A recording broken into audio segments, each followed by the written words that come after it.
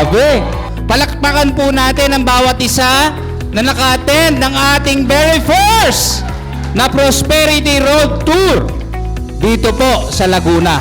Nagsimula po ang programang ito dahil po sa initiative, of course, ni Sir Tomanitan and Mama Dam Kimi. So thank you so much po, Sir Tom, Mama Dam, and of course yung ating iPern, no? iPern Company.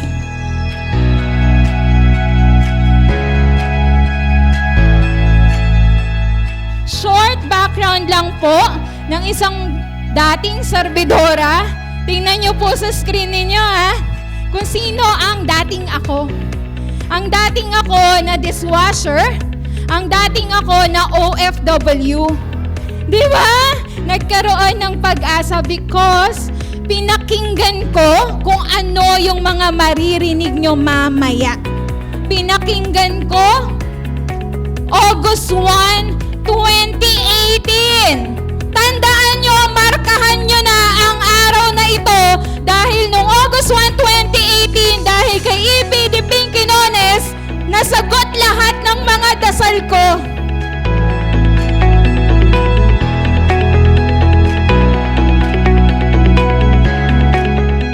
Kaya namin nakilala si iPern, nagkaroon po ako ng cancer. Okay? Cancer po sa breast. Stage 2 cancer, and napagaling po ako ng produkto ng iPern. So, isa po ako sa living testimony po, no? After 1 year po, consistently taking Power Trio, wala pa nung yung bago nating products nun, yung FD3X. After 1 year po, clear na po, no? Cancer-free na po ako.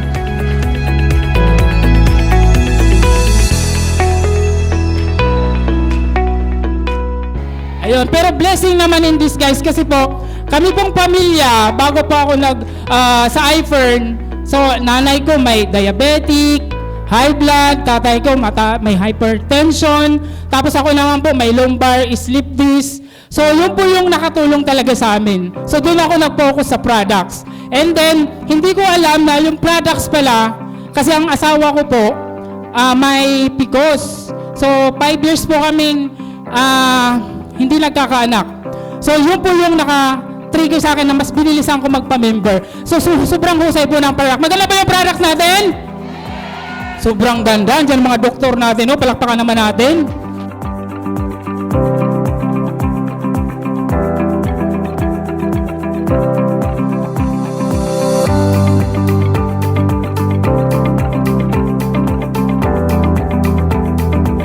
Isa po ako nagtatrabaho sa isang private company, pero nandito po ako kay iPern. Napaka-congratulations po nasa Caravan na ginanap natin kanina dahil nagtulong-tulong po ang lahat. Pati po mga municipality at barangays na dinaanan po natin ay may init po tayong in-assist. Thank you po, Laguna.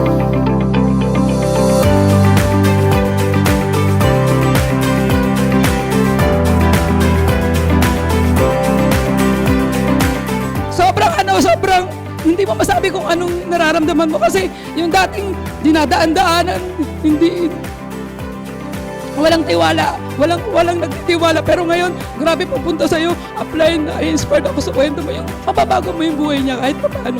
Mananatili ka na ba sa dating ikaw o gagawa ka ng pagbabago? Kasi isang pagbabago, ako gumawa lang ako ng pagbabago, ito yung binigay sa akin ni iPern.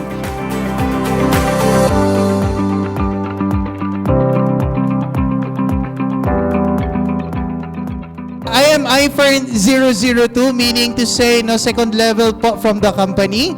And bago po ako nag-iPern, I used to be a graduate of Ateneo de Manila University. Isa po akong scholar. So anong ibig sabihin pag scholar ka? Matalino ka, pero walang pera.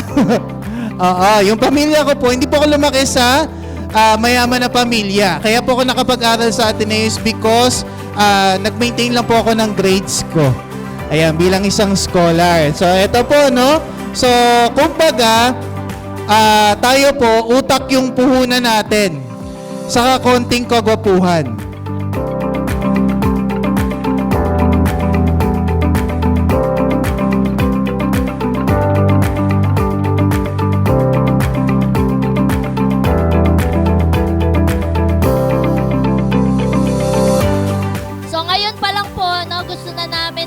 mag-thank you sa mga guests natin, no? Sa pagbibigay niyo po ng oras para makinig po dito po sa ating iFern business. Sobrang excited po si iFern na i-share yung opportunity, yung iFern business. No, kanina nakikita niyo po yung mga tao, tumitigil po sila. Bakit tong mga taong to nag-aaksaya ng gasolina? Parang walang bakas na naghihirap.